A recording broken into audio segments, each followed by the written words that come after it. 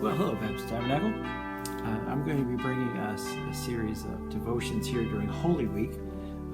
These are going to be a little bit longer than my other ones, not because I'm going to talk longer, but I'm going to include some music that Martha pre-recorded for us to enjoy and meditate during this week between Palm Sunday, Good Friday, and then, of course, Easter.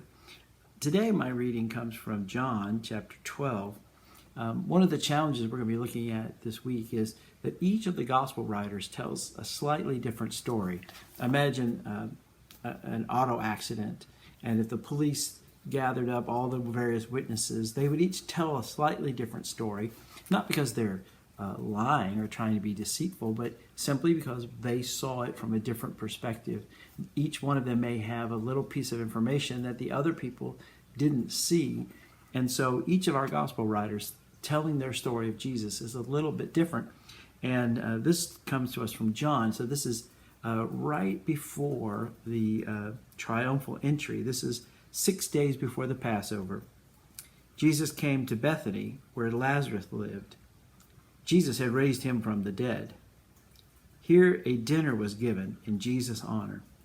Martha served, while Lazarus was among those reclining at the table with him. And Mary took a pint of pure nard, an expensive perfume. She poured it on Jesus' feet, and she wiped her feet with her hair. And the house was filled with the fragrance of the perfume. But one of the disciples, Judas Iscariot, who would later betray him, objected. Why didn't this perfume be sold for money and given to the poor? It was worth nearly a year's wages. He did not say this because he cared anything about the poor, but because he was a thief. He was the keeper of the money bag, and he used to help himself to what was in it. Leave her alone, said Jesus. It was intended that she should save this perfume for the day of my burial. You will always have the poor among you, but you will not always have me. One of the things about this story that I think is really interesting is that this has to be the most understated passages in the entire New Testament. Just the previous chapter, chapter 11, Jesus had brought Lazarus back from the dead. He'd been dead for days in the tomb. And Jesus came and called him out of the tomb. And then it simply says, and they were throwing a dinner in his honor. Could you imagine? Could you imagine if your family member had been dead for days and the man who raised him from the dead was going to come over to dinner with you?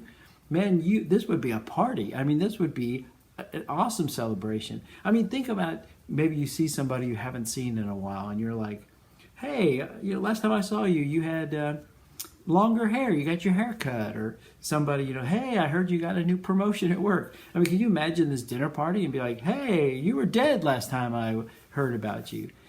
So this was an amazing event. This is a dinner party given in Jesus' honor, and everybody is sort of serving their role in this story.